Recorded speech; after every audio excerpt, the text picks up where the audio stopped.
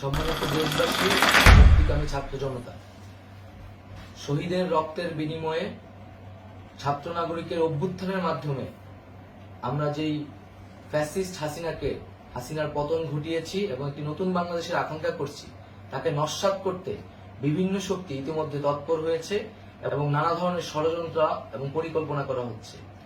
আমরা মুক্তিকামী ছাত্র জনতার পক্ষ থেকে স্পষ্টভাবে বলতে চাচ্ছি যে এই বাংলাদেশকে ফ্যাসিবাদী রেজিম থেকে মুক্ত করার জন্য এবং একটি নতুন বাংলাদেশ, জনগণের বাংলাদেশ প্রতিষ্ঠার জন্য সকল ধরনের ষড়যন্ত্রকে নস্যাৎ করার জন্য, প্রতিহত করার জন্য বাংলাদেশের ছাত্র জনতা কিন্তু সদা প্রস্তুত রয়েছে।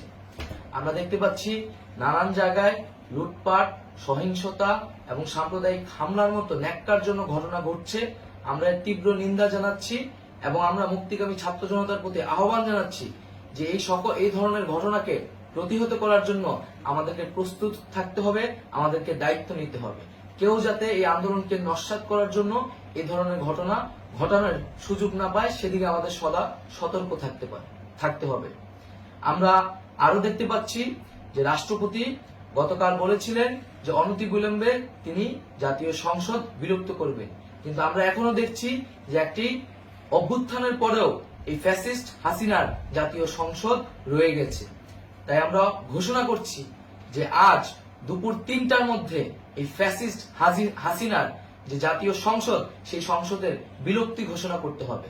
যদি আজ বিকাল ৩টার মধ্যে এই জাতীয় সংসদের বিলুপ্তির ঘোষণা না আসে, তবে আমরা কঠোর কর্মসূচি দিতে বাধ্য থাকব।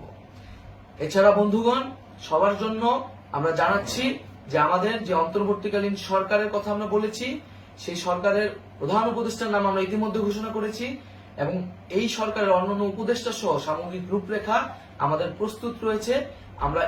আমরা খুব শীঘ্রই সেই রূপরেখাটি জাতির সামনে উপস্থাপন করব। আমরা বাংলাদেশের স্থিতিশীলতা চাচ্ছি, সমাজে ন্যায় বিচার চাচ্ছি, সেজন্য কার্যকর পদক্ষেপ নিতে হবে এবং তার প্রথম পদক্ষেপটি হতে হবে এই জাতীয় সংসদ ভেঙে দেওয়া। এবং সবার প্রতি আহ্বান থাকবে, আপনারা শান্তিপূর্ণভাবে অবস্থান রাখুন, শান্তিপূর্ণভাবে এবং অহিংসভাবে এবং সকল পরিকল্পনাকে, ষড়যন্ত্রকে নস্যাৎ করার জন্য সদা সতর্ক থাকুন।